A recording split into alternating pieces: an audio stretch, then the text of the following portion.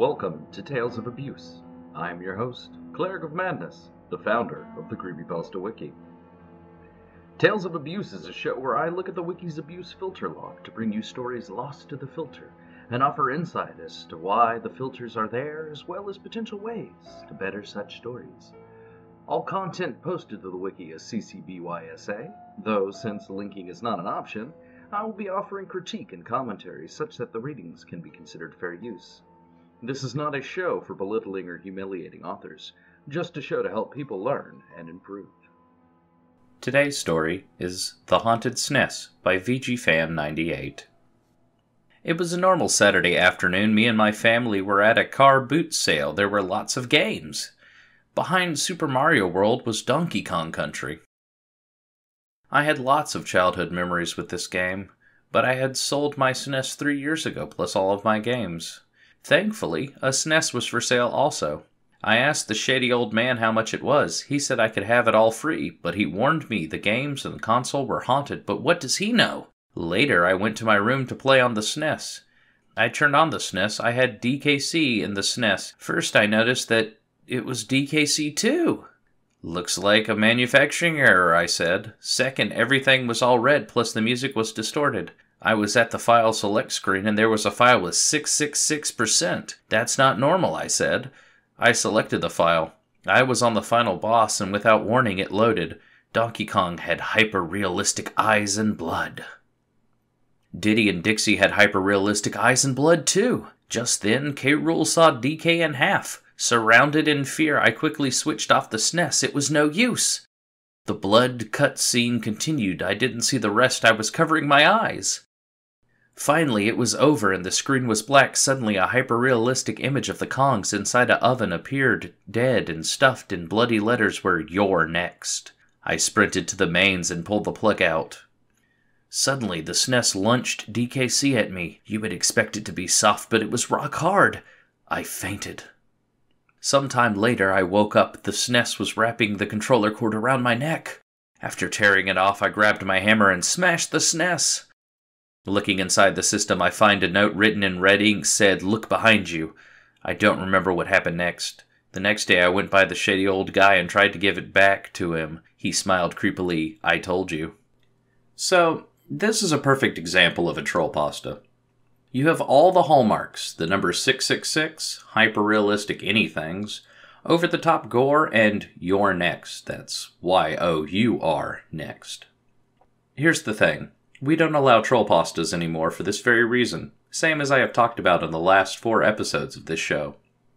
They're most often low-effort, find-and-replace jobs of older classics. The hyper-realistic eyes of this lost video game story serve no fear factor, only to parody things like Squidward suicide. And by parody, I mean do exactly the same thing as the thing it's attempting to make fun of instead of do something with. In the last few years, I have seen some interesting troll stories come through, though they fall into one of 2 categories. Some were interesting for the sheer lack of effort put forth, as seen on the old Trollpasta Wiki, and some had massive efforts put into them, though for why I could not tell you. The latter is in short supply, though. High-effort troll pastas aren't as prevalent as they used to be, sadly. Heck, I'd even be open to holding a contest to see who could create the funniest troll pasta, and maybe even have the troll pasta category opened up to new entries in the future, pending a community vote and/or annual contest.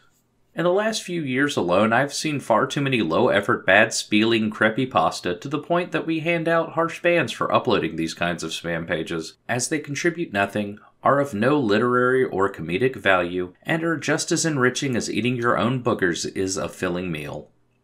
I have written at least 2 of what I would consider halfway decent troll pastas, one of which worked wordplay to insert as many now-dated references to creepypasta culture as possible, some of which include, and then a skeleton popped out, Zolgo, opening the door, and walking the dinosaur. The other one just sets up a scenario in which a man appears to be nervous, but the payoff, well, let me just say it's crap. See, troll pasta worked and could work again in 2 ways. The first method of working a decent troll pasta is to be subtle. I know. It's a lost art these days, if Hollywood horror is any measure of things. However, a little cleverness goes a long way. I mean, the title of the first story I mentioned was a terrible pun itself. A simple setup can yield dividends if you work a clever premise into something that's a huge punchline, like those old Bel Air green texts where the narrator gets in one little fight and their mom gets scared and, well, you know the rest. The longer you drag it out, the more grunge you will get as payment for the ending. The second method is what I used for the other story. If you really want to troll someone with horror, just look at the first scary stories to tell in the Dark Book's tale, Bloody Fingers. The setup for this is that there's a series of guests in a hotel checking into the only room available, and it's haunted! Spooky noises. The guests are all scared off by this apparition who wails, "Bloody fingers!" at them while bleeding from its fingers. The last guest, most likely stoned as it's a hippie, looks at him and tells him to chill out and get a band-aid. You would want to set up something creepy and terrifying and then punch the reader in the gut with an ending they couldn't see coming. One of my favorite things to try and work in every now and again is to have a firm setup for something and then rob the payoff at the end. So there you have it, folks. 2 ways I would suggest writing a creative troll pasta. Some obvious pitfalls to avoid and the threat of a future contest. As always, this has been Tales of Abuse, and I have been Cleric of Madness.